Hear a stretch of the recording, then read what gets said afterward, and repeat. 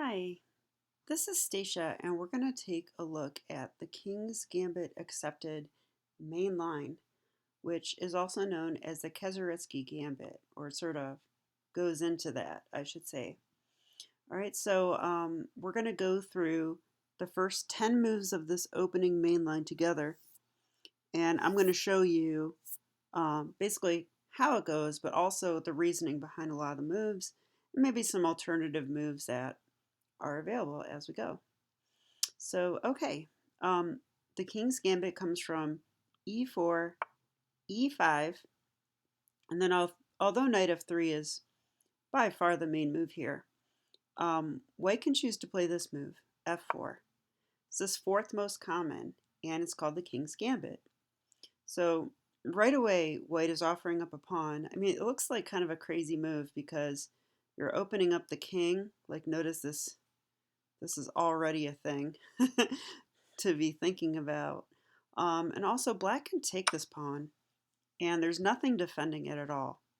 But there is an idea behind this move, and that's that we want to challenge black's center immediately. So black has this nice pawn on e5, and we're saying, hey, you got to do something about your pawn right away. But the best move is to take. Computers say that black's better after this move right away, just so you know. And the King's Gambit is not played at the highest levels, although you will see it. You will see it in Grandmaster level, so it still exists at Grandmaster level, although it's not a frequent opening. All right, so here we're going to go knight f3, and now the main move for black is to play g5. All right, this looks insane, but the idea behind this move is kind of a cocky move. It's like black saying, "Hey, I've got an extra pawn, and I'm going to keep it. And what are you going to do about it? You're saying you have all this initiative as white. Let's see it." So this is basically a challenge. Okay, and already the main move here is h4, challenging this pawn chain. This move also looks insane, but it has a point. It's an undermining move. Okay, it also sort of develops the rook a little bit. But we do not want to just allow black to create this pawn chain without any issues. So h4 challenges it right away. So now notice that black cannot defend this way. We would simply take. If the queen takes, notice the knight is guarding here, so that would lose. And if the pawn takes, we can actually take this rook. The pawn is pinned. So h4 kind of works based on that principle. And now the main move is actually g4. So black is going to advance and kick the knight off the f3 square. So this knight is already sort of uncomfortable. Knight g5 can be played, which kind of surprises me. I'm not sure that's totally true. Knight e5 is the main move. All right, so if knight g5, I think the knight does get trapped here. We're going to have to sacrifice. Yeah, so this is called the Allgaier Gambit, Allgaier Gambit. First time I heard of this, because after h6, yeah, the knight is trapped. So the point of this gambit is to actually gambit the knight and just take on f7 like this. And I've looked at this with the computer. It says white's lost. So I don't recommend this. I enjoy crazy gambits these days, but that's too crazy even for me. Okay, so let's go back to the main line. e4, e5, f4 takes, knight f3, g5, h4, g4, and now the main move is not knight g5, but knight e5. Looks almost as crazy. I mean, we are still eyeing this square here, but the thing I like about knight e5 is that the knight is actually pivoting and attacking the g4 pawn, and this may become relevant. Okay, so now black's main move here is knight f6. Knight f6, I think, is an excellent move. It actually defends this pawn, and it attacks the e-pawn. So that seems very reasonable. What you will sometimes see, though, I see this a lot, is black often plays d6. If this occurs, you take this. Okay, and this is the Polish, let me see. Yeah, d6 is called the Polish defense. And I should tell you that after g4, knight e5. Knight e5 is called the Kieseritzky Gambit. Yeah, the Kieseritzky Gambit. So, okay, hopefully you're with me so far. I've had this position with the white pieces. Well, actually, I had it just this past Tuesday at the Parma Chess Club over the board. I've had it 2 or 3 times now. Maybe 3, yeah, 3 times over the board and many times online in blitz games. All right, so knight f6 is the main move, so we're going to continue with this. Now here, this is called the Berlin defense against the Kieseritzky Gambit. And we're going to go ahead and play bishop c4. This is the most aggressive move we could play. Notice that we are on f7 now. So black needs to do something about that. And the best response is d5. So d5, a typical counterattacking move that you'll see in e4, e5 openings, or so I've learned over this last year, because I didn't see this in d-pawn openings. Okay, we're going to take this. Now, the downside for white is that we just lost our center e-pawn. It's kind of a nice pawn to have. Okay, and now black is going to play bishop d6. Now, I believe the point of this move is that immediately you're attacking the knight, that's clear. You're blockading this pawn, which means that any surprises, any discoveries on f7, I should say, are stopped. And in addition, if the knight were to move, this bishop is guarding this extra pawn now. So I think that's a good move, probably the best move. There's also bishop g7.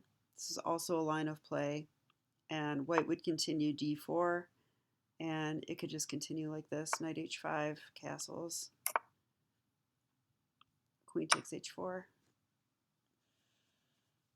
And I'm not familiar with this variation. This would make me nervous. But this is something that we may see at some point. Okay, so instead of bishop g7, we're going to look at bishop d6 here. Okay, so the knight's under attack, so we're going to play d4, defending the knight. It looks like castles is actually a move, kind of surprising, but I think the point is after bishop takes, we have rook e1, and the bishop is now pinned. And let's see, is there a way to defend? I was kind of wondering if maybe knight e7 defends. So what happens with this? I mean, this is such a well, I am Kevin Blocker would call this a constipating move, you know, because we just blocked like the queen and the bishop, and this must be horrible. I'm going to consult the computer so you don't have to wait for me to figure it out. But wow, computer likes black here. Okay, so I wasn't too far off. This wasn't a move played by masters in the database, surprisingly. It's saying just d4 here. Okay, f3 is the move. This is the killer, f3. And then we play bishop g5.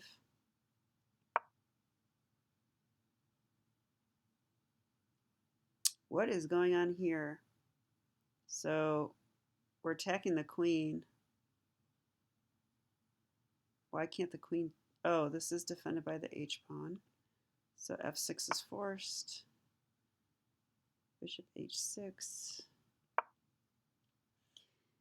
Yeah, the computer's saying it's equal now. Um, but I can't, yeah, I don't even know. So let's go back. Okay.